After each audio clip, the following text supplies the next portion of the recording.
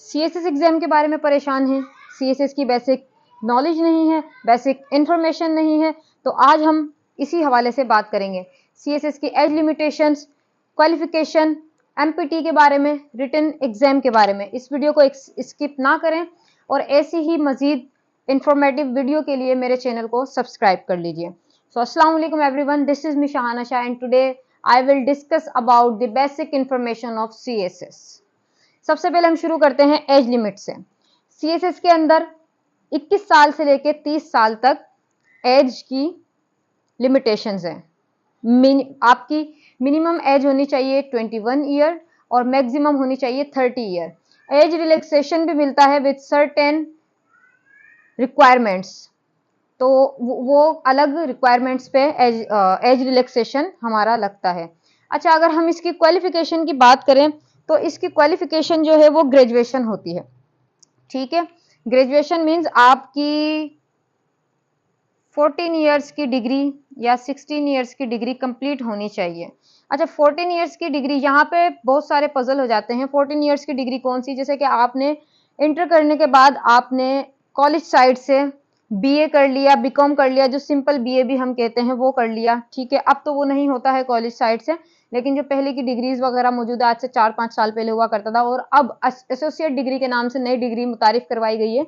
तो अगर आपके पास वो है तो आप तब भी सीएसएस कर सकते हैं। उसके अलावा 16 इयर्स की डिग्री जो हमारे पास बनती है वो बनती है हमारी यूनिवर्सिटी वाली डिग्री।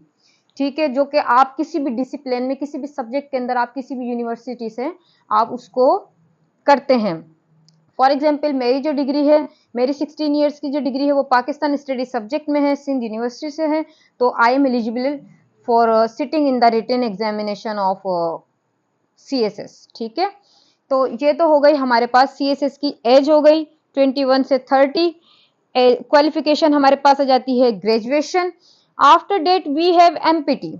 ठीक है, एमपीटी क्या है? एमसीक्यूज बेस्ड प्रिलिमिनरी टेस्ट है हमारे पास। ठीक है, ये एक एमसीक्यूज टेस्ट होता है जो कि 200 क्वेश्चंस होते हैं। इसके अंदर 200 एमसीक्यूज होते हैं, जिसके अंदर मल्टीपल सब्जेक्ट्स हैं। जैसे कि हमारे पास इंग्लिश आ जाता है। ठीक है, हमारे पास है जीके, इस्लामियात और कंपैरेटिव डिग्री, वो कंपैरेटिव रिलीजन है हमारे पास, जो कि नॉन मुस्लिम्स के लिए है। ठीक है, इसके अलावा हमारे पास एबिलिटी का पोर्शन है, साइंस है हमारे पास। ठीक है, इस तरीके से ये सारे सब्जेक्ट्स बनते हैं। इन सब्जेक्ट्स के ऊपर हमारे पास टेस्ट आता है 200 एमसीक्यूज का। 200 एमसीक्यूज का, जिसके अंदर से आपने 66 मीन्स ये कितना बनता है? 200 का 33% बनता है। तो आपको 33% लेना है minimum, so that you will be able to sit in written examination. ठीक है, ये होता कब है? ये होता है नवंबर में। नवंबर से 1-1.5 माह पहले इसके जो फॉर्म सबमिशन है वो शुरू हो जाती है। ठीक है, एफपीएससी पे इसका अकाउंट बनता है, उसके जरिए मैं एक और वीडियो बनाऊंगी एफपीएससी के अकाउंट के लिए कि आप लोगों को उसकी मालूमात हो सके। ठीक है, अच्छा, इसका जो सेंटर है, सेंटर इसके लगते हैं जो बड़े बड़े जो शहर हैं, जो डिवीजन हैं, उनमें इसके सेंटर्स लगते हैं। फॉर एग्जांपल हैदराबाद, कराची, लाहौर, मुल्तान, इस तरीके से जो बड़े बड़े जो एग्जामिनेशन सेंटर वहीं पे लगते हैं, जो बड़े बड़े हमारे पास सिटीज हैं। ठीक है, अब आगे चलते हैं इसके हम। अच्छा, एमपीटी के बारे में एक और इम्पोर्टेंट चीज, एमपीटी आप समझ लीजिए, सीएसएस के रिटन एग्जाम में बैठने के लिए एमपीटी एक एंट्रेंस टेस्ट है। एमपीटी अगर आपने पास नहीं किया, अगर आप एमपीटी पास नहीं करते हैं, तो आप एलिजिबल नहीं होंगे रिटन में बैठने के लिए।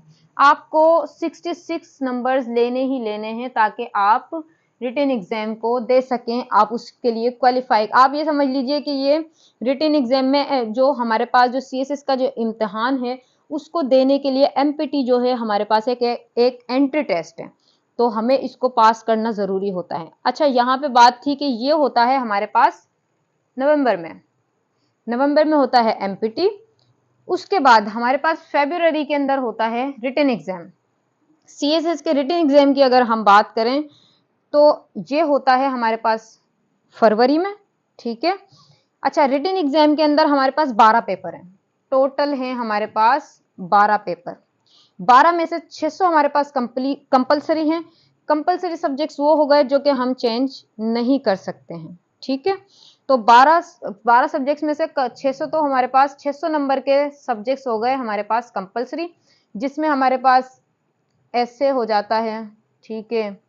ऐसे के बाद हमारे पास जीके के 3 पेपर आते हैं, for example CA, current affairs, Pakistan affairs और general science, GSA, general science and ability, ठीक है। तो ये कितने हो गए ऐसे, 1 3 ये वाले।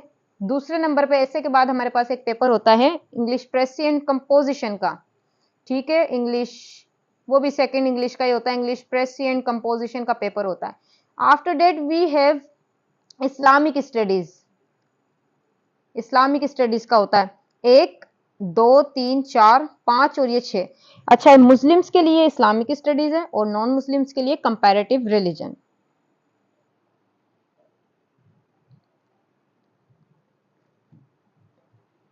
अच्छा, ये तो हो गए हमारे पास रिटन के ऑप्शनल्स हो गए, और रिटन के हमारे पास कौन से सब्जेक्ट्स हो गए, जैसे कि रिटन के कंपलसरी हो गए ऐसे, current affairs, Pakistan affairs, GSA, general science and ability. After that we have English precis and composition, ये दूसरे नंबर पर होता है ये, ठीक है। और Islamic studies and non Muslims के लिए हमारे पास है कंपैरेटिव रिलीजन। ये हो गए 600 नंबर के हमारे पास हो गए कंपलसरी सब्जेक्ट्स, और 600 नंबर के हमारे पास हैं ऑप्शनल सब्जेक्ट्स। ऑप्शनल सब्जेक्ट्स जो हैं हमारे पास वो डिफरेंट हैं, वो बहुत सारे ऑप्शनल सब्जेक्ट्स हैं। मेरे पास एक बुक है, मैं उसमें आपको शो करवाती हूँ। ये सीएसएस के सिलेबस की ही बुक है, ठीक है। इस बुक में आप देख सकते हैं, ये हमारे पास जो हैं ये सारे हमारे पास ऑप्शनल सब्जेक्ट्स हैं। देखें, सीएसएस के ये सिलेबस, ये हो गए हमारे पास compulsory, then syllabus of optional subjects, ये हमारे पास ऑप्शनल है, जिसके अंदर हमारे पास मल्टीपल सब्जेक्ट्स हैं, अकाउंटेंसी, ऑडिटिंग, एग्रीकल्चर, एंथ्रोपोलॉजी, ठीक है। इस तरीके से कुछ जैसे कि केमिस्ट्री हो गया, computer science, constitutional law, criminology, इसी तरीके से यहाँ पे सारे सब्जेक्ट्स जाते जा रहे हैं। ये है हमारे पास एंड में जूलॉजी, ठीक है। ये सिलेबस वाली बुक है। तो इस तरीके से हमारे पास एक क्राइटेरिया बनता है कि सीएसएस के लिए क्या चाहिए होता है। एज लिमिटेशंस हैं हमारे पास, उसके अलावा क्वालिफिकेशन है हमारे पास, उसके अलावा एमपीटी का जो टेस्ट है वो हमें लाजमी कवर करना होता है, पास करना होता है। Then we have written exam. तो ये थी सीएसएस की बेसिक इंफॉर्मेशन आप लोगों के लिए। इसी तरीके की मज़ीद वीडियोस के लिए मेरे चैनल को सब्सक्राइब कीजिए और मेरे साथ जुड़े रहें। इंशाल्लाह होपफुली मैं आगे मज़ीद कंपलसरी सब्जेक्ट्स को डिटेल में बयान करूँगी। उसके अलावा इंशाल्लाह ऑप्शनल्स पे हम बात करेंगे।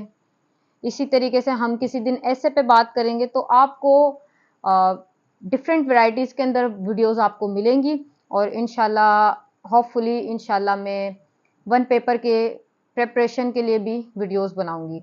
So kindly do subscribe my channel and watch all the videos. Allah Hafiz.